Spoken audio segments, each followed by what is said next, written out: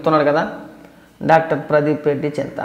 వీడు చదువుకున్నాడా లేదంటే దోళ్ళ కాసాడా నాకు అర్థం కావట్లా. వీడి లేకి తెలివితేటలతో డాక్టర్ ఎలా అయిపోయాడో నాకు అస్సలు అర్థం కావట్లా. ఒకసారి వీడు ఏం మాట్లాడుతున్నాడు వినిపిస్తాను చూడండి.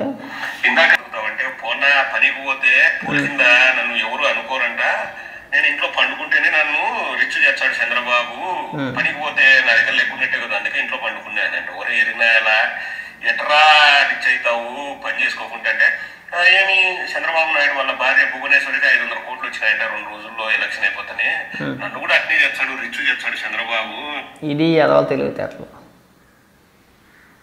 హెరిటేజ్ షేర్ వాల్యూ పెరిగింది కాదనట్లా. షేర్ మార్కెట్ పైన ఎవరికైనా అవగాహన ఉండుంటే క్లారిటీగా తెలుస్తుంది. ఎలా వచ్చేసినాయి చెప్పురా. రిజల్ట్ 2 రోజుల్లో భువనేశ్వర్ గారికి 500 కోట్ల రూపాయలు వచ్చినాయి. ఈ బోకేతలు దాని గురించి మాట్లాడరు.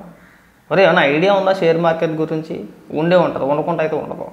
నువ్వు ఏదో విషయం చిమ్మాలని చిమ్ముతున్నావు కానీ నీ లేకి తెలివితేటలని ప్రజల మీద రుద్దే ప్రయత్నం కానీ. ఇప్పుడు షేర్లు కొనుక్కున్న వాళ్ళు వాళ్ళ లాభపడతారు కదా.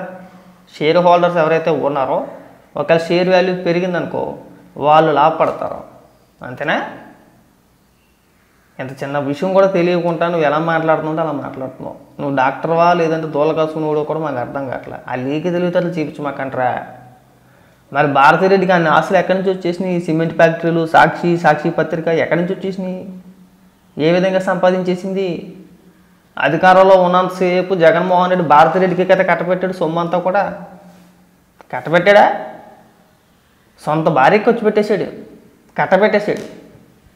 సాక్షి పత్రికకి నెల 200 రూపాయలు అని చెప్పేసి ఒక జీవో ఇచ్చేసాడు వాలంటీర్కి. ప్రతి ఒక్క వాలంటీర్కి 200 రూపాయలు నెలకి. ఎవరిది సాక్షి? భారతిరెడ్డి గారిదే. మరి జగన్మోహన్ రెడ్డి ముఖ్యమంత్రి హోదాలో భార్యకి కట్టబెట్టలేదా? అంటే అందరూ అలా చేస్తారనుకుంటున్నావా? ఏ విధంగా వచ్చింది చెప్పరా. దానికి సమాధానాలు ఉండవు. ఇలా ఈ జగన్మోహన్ రెడ్డి మాత్రం తినేయచ్చురా. జగన్మోహన్ రెడ్డి ఎన్ని తినేసినా కానీ మాట్లాడరు. షేర్ మార్కెట్లో షేర్ వాల్యూ పెరిగిందంట, దాని వాల్యూ 500 ఏదో 13 ఏదో చెప్పుకొచ్చాడు. దానికి ఏమైనా సంబంధం ఉందా? అది లేజలరా. అంటే 500 కోట్లు వచ్చి బ్యాంకులో పడిపోవు. కొనుక్కున్న వాళ్ళు కొనుక్కుంటారు. ఉదాహరణకి ఇవాళ నేను కొనుక్కోను, ఈ షేర్ పెరుగుద్దని నాకు తెలిసింది అనుకో, నేను కొనుక్కుంటా. ఓ 1,00,000 రూపాయలు పెట్టి కొన్ని షేర్లు కొనుక్కుంటా. అది రేపు పొద్దున్న పెరిగిందనుకో 600కో 700కో లేదంటే 400కో అయ్యిందనుకో, 300 కొన్నది 400 అయిందనుకో, ఉంచుకుంటా అమ్మేసుకుంటా. ఒకవేళ అమ్ముకుంటే నాకే లాభం, ఉంచుకున్నా నాకే లాభం. మరి నువ్వు ఎలా మాట్లాడుతున్నావు అసలు? ఓ డాక్టర్ అని చెప్పుకోమాకరా దయచేసి. ఆ ఎదరు డాక్టర్ అని తీసి దయచేసి చిన్న రిక్వెస్ట్ ఇది. నీ ముందు ఏదైతే డాక్టర్ అని చెప్పేసి అని ఉందో అది తీసి. నీ వల్ల ఆ పేరుకున్న పరువు పోతుంది. మీరు నిజంగా దోళ్ళ కాసుకోవడానికి కూడా పనిచేయరు. మీ అదృష్టం బాగుండో లేదంటే పేపర్లు కొనో లేదంటే కాపీలు కొట్టో అక్కడ దాకా ఆ స్థాయి వరకు వెళ్ళారు కానీ నిజంగా చదువుకొని అయితే మీరు వెళ్ళలేదురా. ఇది వాస్తవం. ఇది దానిపైన కూడా విష ప్రచారమే. కొంచెం చంద్రబాబు నాయుడు గారు ఏమైనా కట్టబెట్టాడా? రాష్ట్ర ప్రభుత్వ ఖజానా నుంచి ఏమైనా ఇచ్చాడా తీసుకొచ్చి? ఎలారా? ఒరే మైండ్ లేకుండా మాట్లాడమాకండి, బుర్రుండి మాట్లాడండి. నువ్వు ఆ స్థాయిలో ఉన్నావంటే స్టాక్ మార్కెట్ల గురించి నీకు తెలియకుండా ఉంటుందని చెప్పి నేనైతే అనుకోను. చదువుకొని నిజానికి కానీ మాకే అర్థమవుతుంది దాని గురించి, నీకు తెలీదా? ఇప్పుడు భారతిరెడ్డి కానీ జగన్మోహన్ రెడ్డి కానీ కొన్ని షేర్లు కొన్ని కంపెనీల్లో పెట్టుబడులు పెట్టారు. అంటే షేర్లు కొన్నారు. వీళ్ళు ఆ కంపెనీ లాభం పొందిందనుకో, ఆ కంపెనీ షేర్లు రేట్లు పెరిగినాయి అనుకో, ఆ కంపెనీ షేర్ వాల్యూ పెరిగిందనుకో, వీళ్ళకి కూడా డబ్బులు వస్తాయి. అంటే ఏంటి? రాష్ట్ర ప్రభుత్వం ఏమన్నా ఆ కంపెనీని పైకి లేపేసి తినేశారని చెప్పి అనుకోవాలా? పిచ్చి నా కొడక, నీ గురించి మాట్లాడుకుంటే ఏం పక్క. నిజంగా పేరుకి మాత్రం డాక్టర్లో నువ్వు ఒకడు లండన్లోని ఆడొక పిచ్చిన కొడుకు ఆడు అమెరికాలోని ఆ పంచప్రభాకర్ గారు. ఇద్దరికిద్దరు గొర్రెలే. మీ గొర్రె సన్నాసులు తాగలెట్టాలా కానీ కనీసం బుర్రతో మాట్లాడంటారా?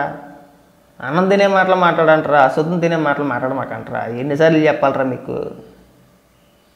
ప్రతిసారి ఎదవల గురించి మాట్లాడుకోవడానికి టైం సరిపోతుంది. అధికారంలో ఉన్నా విష ప్రచారాలే, అధికారంలో లేకపోయినా విష ప్రచారాలే.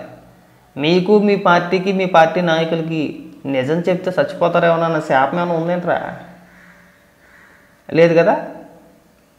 కనీసం నిజం చెప్పడం నేర్చుకోండిరా. ప్రజలు పోలేరు బాబు నిజమన్నా చెప్తుందని చెప్పి అనుకోవచ్చు.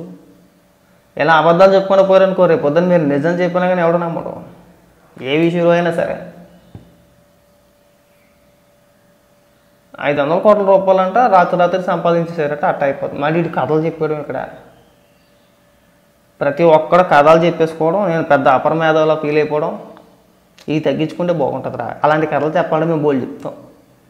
సాక్షి పత్రిక గురించి చెప్పమంటావా? సాక్షి టీవీ గురించి చెప్పమంటావా? తన భార్య జగన్మోహన్ రెడ్డి గారి భార్య భారతిరెడ్డికి ఏ విధంగా దోచిపెట్టేశాడు దానిపైన కూడా కథలు చెప్పమంటావా? బోల్డ్ కథలు చెప్పేయచ్చు. ఆ కథలు చెప్తానికి ఉంది బొక్క నీకేం తెలుతుంటే మాకు ఉండవా? చండాలంగా ఉంటుంది. అవి తగ్గించుకుంటే మంచిది. ఇప్పటికే భారతిరెడ్డి గారిని తిట్టించే స్థాయికి తీసుకొచ్చారు. అది తీసుకొచ్చింది కూడా మీరే. ఈనాడులో వస్తే రామోజీరావు గారిని, ఏబిఎన్లో వస్తే రాధాకృష్ణ గారిని, టీవీ5లో వస్తే బిఆర్ నాయుడు గారిని తిట్టడం మొదలుపెట్టారు. ఇవాళ సాక్షిలో వచ్చినా, సాక్షి పత్రికలో వచ్చినా ఎవరిని తిడుతున్నారో? భారతిరెడ్డిని తిడుతున్నారు. అవునా? గెలుపుకున్నది మీరే కదా. పైగా అంటే మళ్ళీ ఏమన్నా అంటే కనుక భారతిరెడ్డి గారిని ఎందుకు లాక్కొస్తున్నారు? భారతిరెడ్డి లాక్కు రావడం ఏంటి? ఆవిడే కదా యాజమాని. సాక్షి పత్రికకి, సాక్షి టీవీకి ఆవిడే కదా ఓనరు. అధికారంలో ఉండి సాక్షిని నడిపేసి ప్రభుత్వం నుంచి డబ్బులు దొబ్బేలేదేంటి ఆవిడ? కొన్ని 100 కోట్లు దొబ్బేసిందా లేదా? మరి భారతిరెడ్డి గురించి ఎందుకు మాట్లాడట్లేదురా? మొగుడు అధికారంలో ఉన్నాడని, మొగుడు ముఖ్యమంత్రిగా ఉన్నాడని చెప్పేసి అని భారతిరెడ్డి అధికారాన్ని ఉపయోగించుకొని తన సాక్షి పత్రికకి, సాక్షి టీవీకి యాడ్ల రూపంలోని, జీవోల రూపంలోని కొన్ని 100 కోట్ల రూపాయలు నొక్కేసింది. ఏ రోజున మాట్లాడేవా భారతిరెడ్డి గురించి? తలా తోక లేకుండా మాట్లాడు. మాకు క్లారిటీగా సబ్జెక్ట్తో మాట్లాడు. ఫస్ట్ సబ్జెక్ట్ తెలుసుకో. 90 అంటే 500 కోట్ల రూపాయలు వచ్చేసినాయంట. అయ్యి అకౌంట్లో వచ్చి పడిపోరా బాబు. అది షేర్ మార్కెట్. షేర్ వాల్యూ పెరిగిందంటే ఆ పెరిగిన వాల్యూని చెప్పారు అక్కడ. ఏదైతే పెరిగిందో ఆ పెరిగిన వాల్యూ ఇగో 500 కోట్లు, లేదంటే 513 కోట్లు, 520 కోట్లు అని చెప్పారు. అవి ఇచ్చి అకౌంట్లో పడిపోతాయా? ఎవరు లాభపడతారో?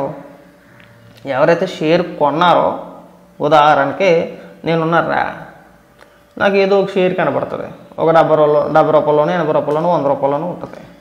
సరే అది ఫ్యూచర్లో పెరుగుద్ది అనే నమ్మకం నాకు ఉందనుకో, ఓ 1,00,000 రూపాయలు పెట్టో, ఒక 50,000 పెట్టో, 30,000 పెట్టో ఆ షేర్లు నేను కొనుక్కుంటా.